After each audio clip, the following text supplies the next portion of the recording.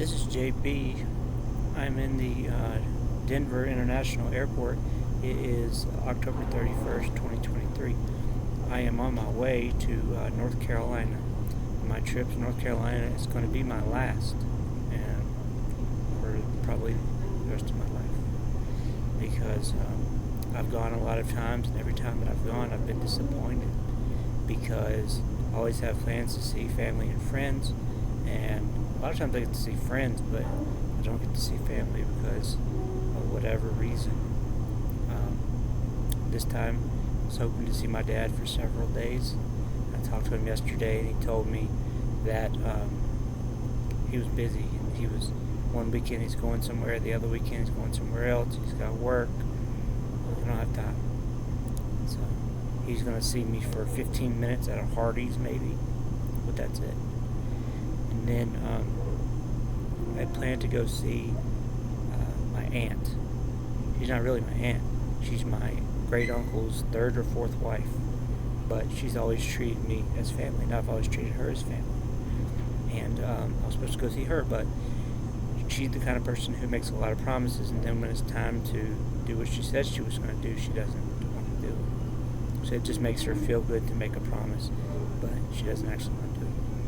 But I was going to see her, but then she said, "Oh no, I can't do it that day because I'm going to be at the doctor's in the hospital, and they're going to be looking at my leg, and my sister's coming the day before, so you won't have anywhere to sleep other than the couch. And my sister, she's real bitchy, and she used to be a CEO at Domino's, so she's real strict, and she wants things the way she wants it, and she doesn't like smoking, and she's just not, you're not going to be happy with her here, so you shouldn't come. We'll just see each other another time. It's no problem." And it's sad because I'll wait a long time just to see her, right? And then this happens. And this kind of thing has happened a lot of times that I've tried to see her. But then I was going to go try to see my grandmother, my dad's mom. And, I always try to go see her too, and sometimes she doesn't. She says she's sick. She's not sick. But she says she's sick all the time because, I don't know, she just likes to sit at home and watch HBO and Cinemax and just sit there and waste away. And plus, before, she had gigantic piles of shit in her house. I mean gigantic piles of shit. She had shit everywhere, mostly magazines and newspapers that were 15 years old, papers and trash and bags and bottles and cups and all kind of shit everywhere. And she was embarrassed by it because we all made a point, nicely, we made a point that it wasn't safe and it wasn't sanitary for her to be living like that, so she would just hide it by not letting us come in, saying, "Oh, I'm sick, you can't come today," and then we wouldn't be able to come. But the problem right now is that my aunt, if you want to call her my aunt, she doesn't want to be called that, but she is. She's my aunt, but she thinks she's a man for some reason. I don't know. Anyhow, sometimes when it's convenient, she's a man. When it's convenient, she's a woman. She goes back and forth. She don't know. But anyway, I call her my aunt because she's my aunt, as far as I know. As far as I'm 38 years old, and she's always been my aunt, and then all of a sudden she wants to be my uncle. Well, fuck.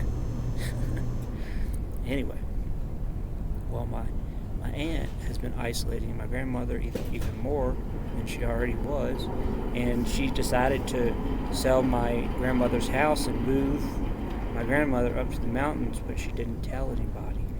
And I didn't find out till after I'd already bought my ticket to come here, to go to Charlotte. And I found out she's moving, so I'm trying to frantically to talk to my grandmother so I can make a plan with her to see her, because if I see her, it's going to be my last time. If I don't see her, that means I'll never see her again, because she's going to move to this place called Hendersonville. It's out in the North Carolina mountains, out in the middle of nowhere. It's impossible to get to, and it's a long way. And plus, she's 87, 88 years old, and she's going to die not any day now, but at some point in the near future. She's not going to live forever. 88-year-old people don't, they don't have another 20 years in them most of the time. So I need to see her now. And it's really important to me because like family history has always been really important to me, and knowing my past and knowing my family and having a connection to them it always has been important to me. And there's some things I need to talk to her about. There's some things I need to ask her about. And I don't want her to die without me having the chance to do that. Because if she dies now, or if she dies and I don't get a chance to see her, my last memory of her is going to be going to her house and not being able to see her. And as a grandmother, she should be reaching out to all of her family, her kids and her grandkids. And she should be showing interest in their lives, caring about them, showing them love. And when they try to come see her, she should be waiting at the door with open arms. But she's not really like that. And it says more about her than it does about me or about other people. It just means she's a terrible person. Because, we all came from her. She's responsible for us being here. So she needs to do everything she can to make sure that we have good lives. And she's never done that. She just watches her fucking videos, her movies that she's seen the same ones over and over and over. She knows everything about every actor and how many kids they have and how old they are and what their names are and everything else. But she doesn't know the first thing about her own grandkids and great-grandkids. And, she knows her kids pretty well because they came out of her. But, she doesn't know the rest of her family quite so well. And, but I was hoping to see her. And, I was also hoping to go to my aunt's house, which is not actually her house, it's my late grandfather's house, but she lives in it now. And she has taken 5 years to give me photos that are mine, that are of my mother and my grandparents and my other family members that are really important to me. I've been wanting to get those photos, but she thinks the only thing that's important is what's good for her and what she wants, which is everything, and she doesn't want to share anything. She doesn't want to share the history, and it's sad because I have a right to my mother's history and my grandparents' history because it's my history, and for her to act this way all of a sudden after they die because she wants control of everything that they left behind. That's wrong. But good thing is I'm going to see my friend Kelly, who I've known for 20 years now, who I always see whenever I come to North Carolina, and who's always good to me, lets me stay at his house. He takes care of me. I take care of him too. I give him money and I buy him stuff, and we have a good time visiting, doing all kinds of stuff together. He's a good guy and best friend I got. I talk to him very, very often.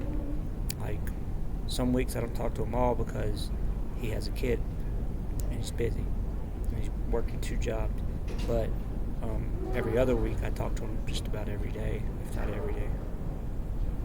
So it's going to be good to see him. And I'm also going to see the people who took care of me when I was in high school. When I was a senior, I told my mom and dad and the people that I was living with, basically the government, that if they didn't let me live with my friends, then I was going to leave and they weren't going to find me until I was 18. And they said, "You can't live with your friends." And I said, "Yes, I can. I'm gonna. If you're gonna let me." Because my supervisor at Taco Bell I was working at, she told me, "Jarrett, if you ever need somewhere to stay, all you have to do is come to my house. You're welcome." And so one day I decided that I didn't want to live where I was living anymore, and I told her, or I asked her, "Can I come to your house?" And she said, "Yes."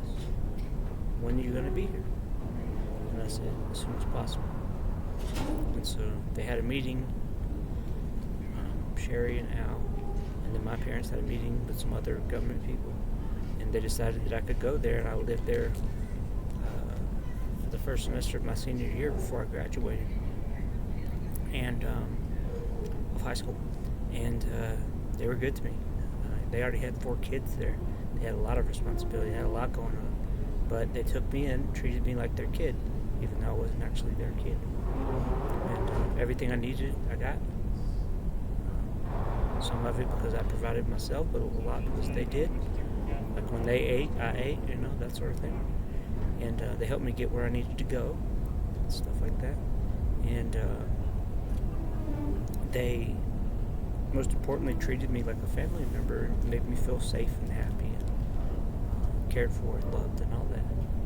And they're still my family today. And so they live in Newton, North Carolina. I'm going to go up there to their house and stay there a couple days. Me and Sherry are going to ride up to the mountains in her Volkswagen Beetle, ride on the Blue Ridge Parkway and see the mountains and stuff. It's not that far from where she lives. So that'll be good for me because I need to get back into the mountains again. Like I used to spend so much time there when I was a kid. So that'll be good. But,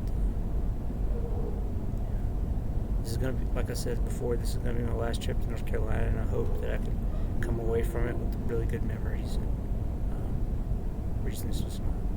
So that's my update for now. Thanks for watching.